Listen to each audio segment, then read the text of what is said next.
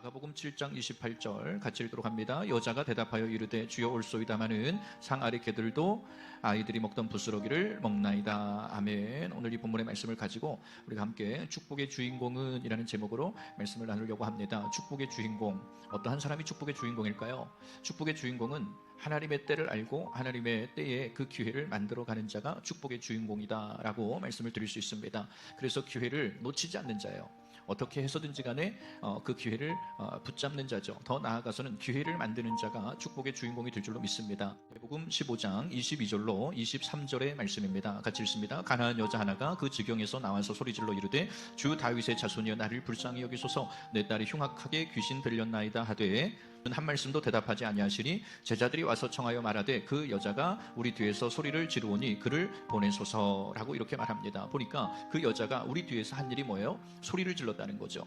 기회를 잡았다는 거죠. 이 여인이 단순히 믿음으로 은혜를 입술에 머금고 예수님 앞에 나온 것으로 끝나지 않고 예수님의 그 살아계심과 예수님의 어떠한 기적과 축복을 만들어간 여인으로 또 소개를 해볼 수 있는데, 그 여인은 소리를 질렀다는 거죠.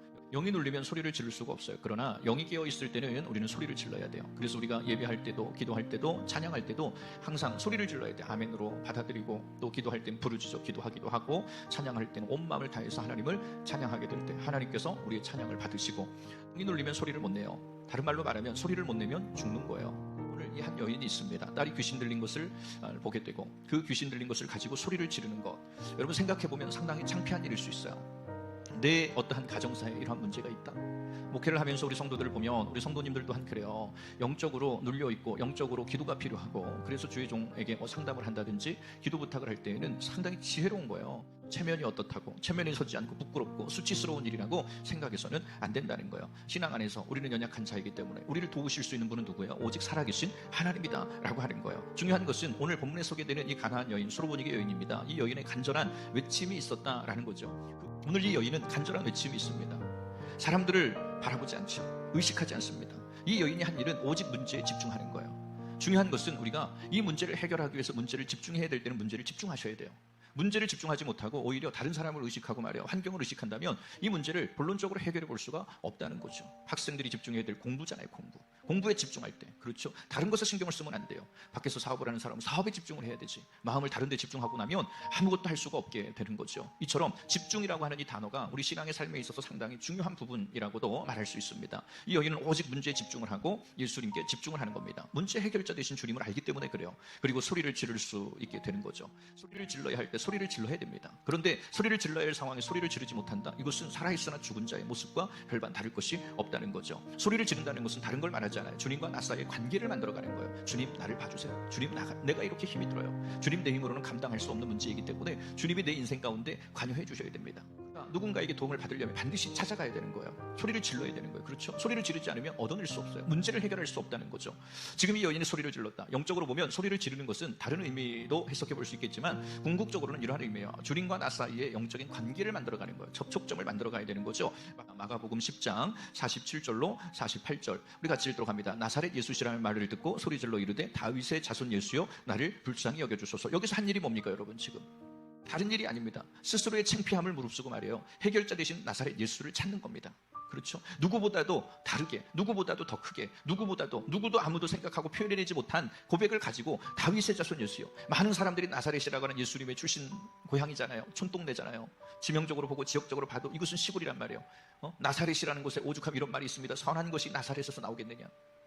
나사렛이라고 하는 촌동네에 과연 선한 예수가, 선한 이가 나타나겠느냐라고 할 정도로, 이야기를 들을 정도로 그렇게 치부되고 그렇게 천대받던 곳인데, 많은 사람들은 그래서 예수가 베들레헴에서 태어나시고 나사렛이라고 하는 촌동네에서 생활하셨단 말이에요. 그리고 성장하셨죠.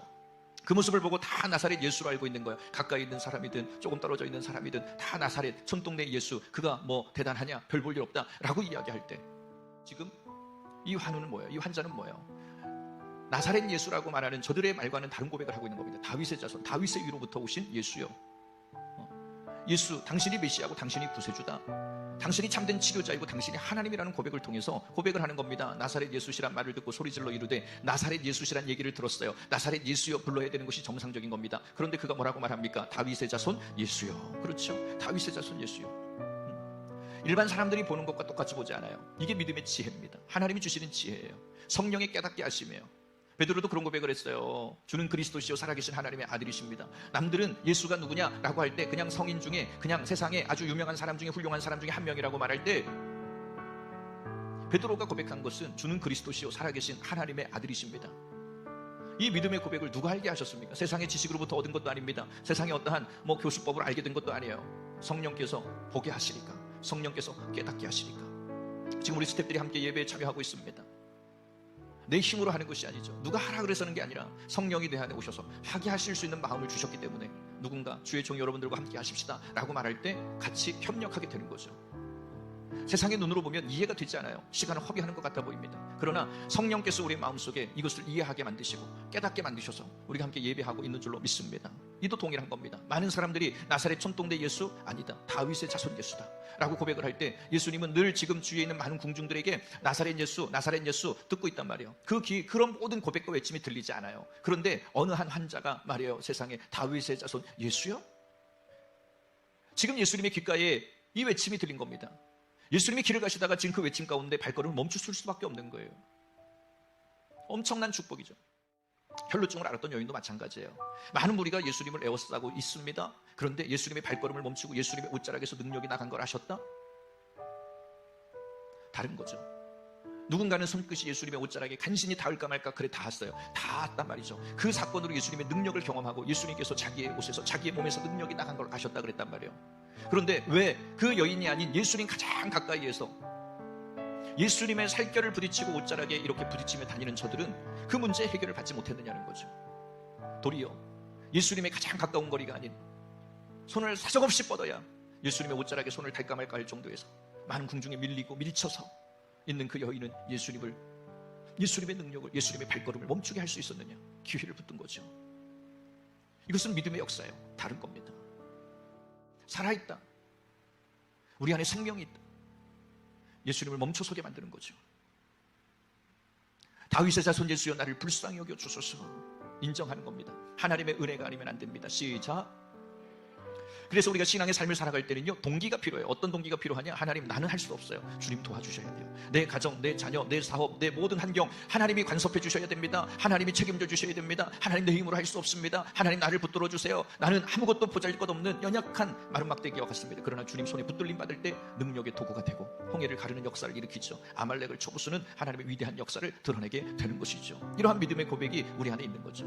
우리가 왜 소리를 질러야 됩니까? 주님과 나와의 접촉점을 만들어야 되기 때문에. 다윗의 자손 예수요, 누구도 아무도 그렇게 소리낼 수 없는 소리를 하고 있는 거예요. 더 크게 소리를 지르는 겁니다. 다윗의 자손 예수요 나를 불쌍히 여겨 주소서. 그리고 인정하는 겁니다. 나는 하나님의 은혜가 아니면 안 됩니다. 주님이 나를 보셔야 돼요. 주님이 내 인생 가운데 관여해 주셔야 되고, 주님이 내 인생 가운데 이 좌절하고 비굴한 문제 가운데 주님이 해결자로 찾아오셔야 되는 거예요. 찾아오실 때 내가 자유할 수 있다 라는 고백이죠. 48절입니다. 같이 읽습니다. 시작. 많은 사람이 꾸짖어 잠잠하되 그가 더욱 크게 소리질러 이르되 다윗의 자손이 나를 불쌍히 여기소서 하는지라. 그런데 이렇게 소리를 지를 때 주위에서 내버려 두지 않아요. 그런데 대부분의 신앙인들이 어떻게 살아갑니까? 저와 여러분들도 그러한 모습들이 있었을 수 있어요. 우리가 그럼에도 불구하고 지금 코로나19라든지 여러 가지 시대적인 상황 가운데서 그럼에도 불구하고 우리가 세상 소리가 더 크게 들려서 오히려 하나님과 나와의 접촉점을 잃어버리는, 기회를 놓쳐버리는 일들이 있어요. 반면에 그럼에도 불구하고 우리가 하나님과 나 사이의 접촉점을 만들기 위해서 많은 장애가 있고 많은 방해가 있다 할지라도 보세요. 지금 그가 한 일이 뭡니까? 더욱 크게 소리질러 이르되 다윗의 자손이여 나를 불쌍히 여겨주소서. 더 크게 소리를 질렀다는 거예요. 그래서 주님을 만나서 인생의 모든 문제를 해결받은 사람들, 성경에 기록되어진 많은 사람들을 보면 그들의 간절한 부르짖음이 있었다는 거예요. 너는 내게 부르짖으라, 내가 내게 응답하겠고 더 크고 은밀한 일들도 내가 내게 보이리라. 예레미야에 말씀하고 있듯이 부르짖으라는 거예요. 부르짖는 자의 기도를 하나님이 들으시고 응답해 주시겠다는 거죠. 있습니까? 어떠한 장애가 있습니까? 굴복하지 마시고 그럼에도 불구하고 믿음으로 담대히 주님을 찾으시고 주님의 이름으로 설 때에 하나님의 위대한 역사를 보게 되는 것입니다. 우리는 반드시 이처럼 주님과 나 사이의 접촉점을 만들며 살아야 돼요. 하루하루, 시간 주님과 나와의 접촉점을 여러분들이 만들어 가셔야 돼요. 기회를 반드시 붙드셔야 된다는 거예요. 믿으시면 아멘. 그래서 여러분들이 신앙이 날마다 장성한 분량에 이르기까지 자라나는 은혜가 있기를 간절히 소원합니다. 성경에 보면 보세요. 어린아이 신앙이 있대요. 젖먹이 신앙이 있다는 거예요. 그 단계에 머물러 있으면 안 돼요. 우리는 신앙이 점점 장성하고 성화가 되어서 단단한 음식을 먹고 살아갈 수 있는 그러한 신앙의 삶이 되시기를 간절히 소원합니다. 매년 교회를 우리가 열심히 다녔다고 말하지만 아직도 어린아이 같은 신앙이 있어서 늘 젖먹이 신앙이에요. 늘 가르쳐야 돼요. 늘 어린아이를 가르쳐야 돼요. 아이들은 아이들의 수준이 있잖아요. 그죠? 그런데 이미 나이는 많이 찼는데도 불구하고 그 정서와 생각이 아직도 유치원 다니는 아이들과 같다면 이것은 분명히 뭐가 문제가 있는 거죠. 함께 자라나야 되는 거예요. 우리의 신앙도 반드시 성화 자라나야 할 줄로 믿습니다. 신앙이 자라지 않는 이유가 뭐예요? 교회를 오래 다녔는데도 신앙이, 우리의 신앙의 삶이 어떠한 하나님의 믿음의 어떠한 일들이 자라나지 못하는 이유가 뭡니까? 그 이유는 주님과 나 사이의 접촉점을 이들이 경험해보지 않았기 때문에 그래요. 우리들도 지금 교회를 짧은 시간 다닌 건 아닙니다. 우리 교회 교인들도 보면 다 신앙에 어떠한 연수가 있어요. 기품이 있어야 되는데 하나님과 나 사이 아직도 이 접촉점을 만들지 못한 분들도 계실 것 같아요. 그리고 아니면 오히려 접촉점을 만들어 가시는 분들도 있고 접촉점을 늘 경험하는 사람들도 분명히 있을 텐데, 접촉점을 만들지 못한 경험이 뭐예요? 소리를 내지 못하는 거예요. 영적으로 늘 눌려 있는 거예요. 교회를 잘 다니고 신앙의 삶을 잘 살아가는 것 같은데 어떠한 문제를 만나면 우선순위가 바뀌는 거죠. 육신의 일을 도모하는 일이 먼저가 되는 거예요. 그러니 항상 신앙생활이 뭔가 조금 자라날 법하면 금방 세상의 소리가 나를 에워싸가지고 말이에요, 우리가 금방 그 신앙이 약해지고 자라나지 못하다, 이런 모습들을 보게 되는 거죠. 주님과의 접촉점을 만들려고 하지도 않고 주변 사람들을 의식하게 되고, 오히려 주님과 접촉점을 만들려고 그러면 이것이 창피한 것처럼 느끼게 되고, 간절히 소리를 질러야 할 때 소리를 지르지 못하고, 오늘 소경 바디메오는 어떻게 해서든지 주님과 나 사이의 접촉점을 만들기 위해서 그가 내민 카드가 뭐예요? 소리를 질렀다는 거예요. 찬양을 할 때도요, 그냥 점잖게 찬양을 하는 것과요, 은혜를 사모하고 정말 점잖은 찬양인 것 같아도 정말 가슴을 조아려 가면서 마음을 다해서 정말 애절하고 간절하고 사모하는 마음으로 찬양을 할 때 결과는 다른 겁니다. 육신은 상당히 많은 에너지를 써서 지치는 것 같으나 우리의 육신의 이 피곤함을 이겨설 영적인 은혜를 보게 되는 거예요. 죽음의 위기 가운데 시한부 선고를 받은 사람들 우리 주위에도 많이 있었고, 그런데 저들이 정말 이제 지푸라기라도 붙잡아야 될 심정을 가지고 많은 의사들을 찾아다녔는데 의사들이 하는 말이 다 가능성이 없다는 거죠. 그때 누군가에게 복음을 듣습니다. 이제 하나님이 하셔야 될 때입니다. 당신의 영혼은 하나님의 것이니 당신이 복음으로 하나님을 붙드세요. 그 말을 해줄 때 듣는 부류가 있고 듣지 않는 부류가 있어요. 그냥 귀찮게 여기는 사람이 있는가 하면 이 이야기를 오히려 지금 이 제시하는 이 복음에 대한 소식을 기쁨으로 받는 사람이 있어요. 기쁨으로 붙들고 하나님 말씀을 받고 하나님을 의지하는 사람. 그래서 정말 이제는 어차피 당신이 그토록 믿고 의지해왔던 세상의 의학이 안 된다는 거 아니에요. 그렇다면 이제 하나님을 붙들어, 그런 결단을 가지고 하나님을 붙들 때 하나님의 일하심을 보게 되잖아요. 하나님의 역사하심을 보게 되잖아요. 이게 하나님의 살아계심이죠. 이게 하나님의 일하심이죠.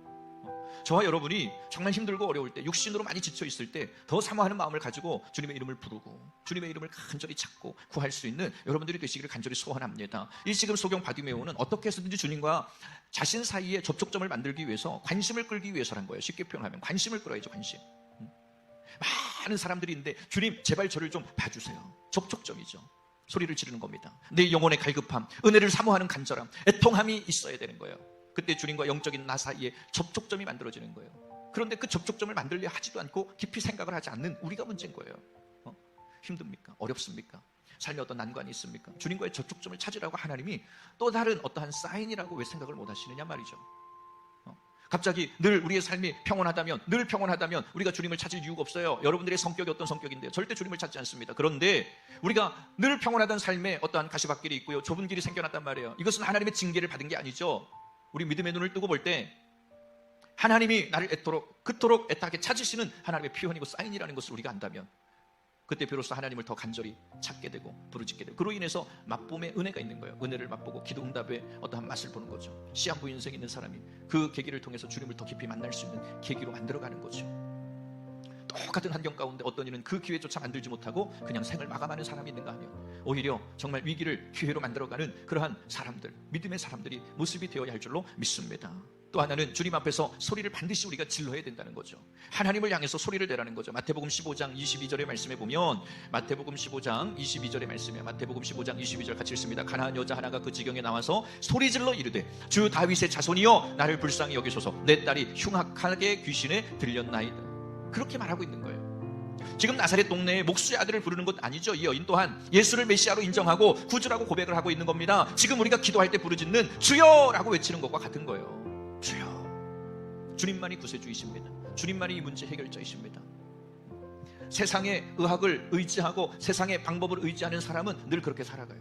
그리고 세상의 방법, 한계가 있는 세상의 방법이 끝나고 나면 거기서 절망하는 거예요.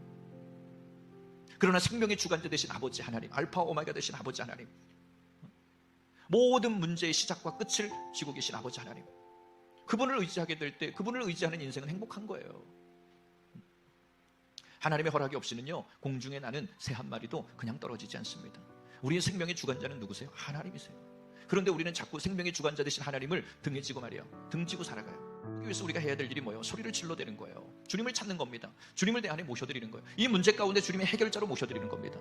주님 앞에서 소리를 여러분들이 반드시 지르시기를 간절히 소원하고 하나님을 향해 소리 내시는 여러분들이 되시기를 바라요. 22절에 뭐라고 말합니까? 나를 불쌍히 여기소서. 내 딸이 흉악하게 귀신 들렸나이다. 그 앞서 한 일이 뭐예요? 소리를 질러 이르되. 소리를 질러 이르되. 또 마가복음 10장 47절 소리질러 이르되 다윗의 자손 예수여 라고 하는 이 고백을 함께 보고 있는 겁니다. 지금 여러분 보세요. 예수를 메시아로 인정하고 있느냐? 예수를 메시아로 인정하고 구주로 고백하고 있다면 우리는 반드시 하나님의 살아계심을 경험하게 될 줄로 믿습니다. 나를 불쌍히 여겨주소서. 22절에 말씀하고 있어요.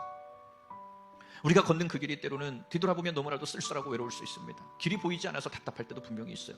왠지 가슴 깊은 곳에서 나는 왜 이렇게 살고 있고 나는 왜 이런 인생밖에 되지 않을까라고 생각할 때도 있습니다. 그래서 스스로를 자책합니다. 나는 너무 불쌍한 인생이고 내 자신이 너무 불쌍하다. 지금 이 여인을 들여다보면 누구도 알 수 없어요. 아무도 알 수 없는 그 여인의 외로움이 있어요. 그 여인의 삶을 누구도 이해해 주려 하지 않습니다. 그런데 조금만 더 이렇게 깊이 들여다보면 그 여인의 삶은 너무나도 외롭고 그 여인의 삶은 너무나도 불쌍하다는 것을 우리가 확인할 수 있죠. 불쌍히 여겨주소서. 여인이 외칩니다. 저를 따라합니다. 불쌍히 여겨주소서. 이 한마디의 외침은요, 그 여인 안에 있는 아픔을 고백하는 거예요. 슬픔이 있음을 고백하는 거예요. 그 여인의 그 마음속에 이 고통을 그대로 드러내고 있는 거예요. 어느 순간 이 여인의 고백과 외침이 저와 여러분의 외침이 될 때가 있어야 합니다. 그래서 가슴이 아프기도 합니다. 주님 앞에 소리를 지르지 않으면 터질 것 같고 죽을 것 같은 인생의 모습이 주님 나를 불쌍히 여겨주소서. 이 안에 담겨져 있다 라고 생각을 합니다. 저를 따라합니다. 하나님 제발 나를 돌보아 주옵소서. 주님 나를 불쌍히 여겨 주옵소서. 아버지 나를 살려 주옵소서. 저는 여러분들이 축복의 사람이 되기를 원합니다. 축복의 사람이 되기 위해서 여러분이 해야 할 일, 하나님과 나 사이에 접촉점을 만드셔야 돼요. 그러기 위해서 우리는 간절히 외쳐야 됩니다. 주님 나를 불쌍히 여겨주소서. 간절히 부르짖어야 합니다. 주님의 은혜가 아니면 살아갈 수 없습니다. 축복의 주인공인 여러분들이 되시기를 간절히 소원합니다. 이 시간 우리 함께 주여 한번 부르짖고 통성으로 기도합니다. 주여 아버지